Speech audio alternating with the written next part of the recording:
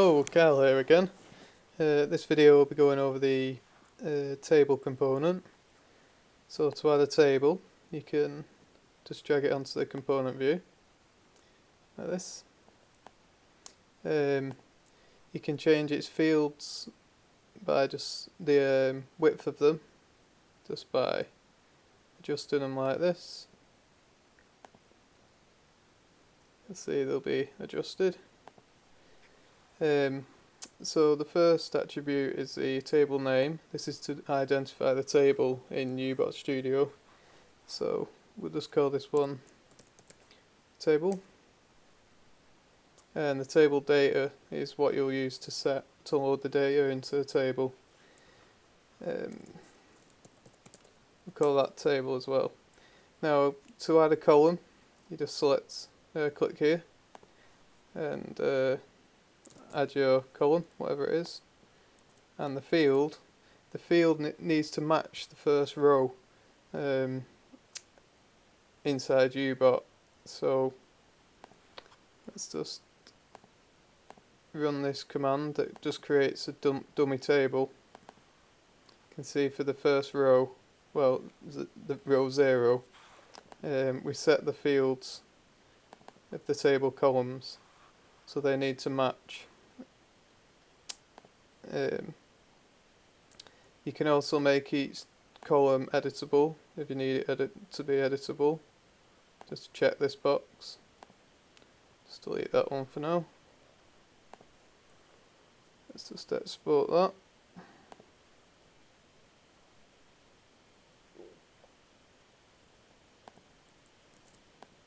Close out that.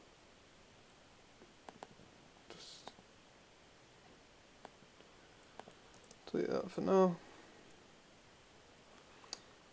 So if you have a look at the debugger, you can see there's 61 rows. It's just and the first row is the name of the fields that need to match exactly. So the name, email and password on the first row, they match here. Name, email, password. So going back to UBot, we can load the table that we set the table variable here. We set here for the table data. So we're going to load the table just by setting its value here, and that'll load into the UI. You can delete rows just by selecting the action here. So you can see delete Phyllis, and that's gone from the table. Next one, Catherine. You can also edit them, and it's edited here. The way that this works is when the table action gets made, it'll set the value of this UStrap table data as an object with an action, so it's edit cell, and then it'll call this UStrap table action, and then we'll pass out the JSON for the action, and then we'll compare what action it is. So if it's delete rows, we'll run this delete rows, which will pass in the table name, which we set as an identifier in UStrap here, table name. Oh, I didn't set that. Table, let's change that. Maybe I deleted that before, I don't know. But yeah, the table name will get passed in, and then here we check whether this is a table, and then we delete from the table here with the index.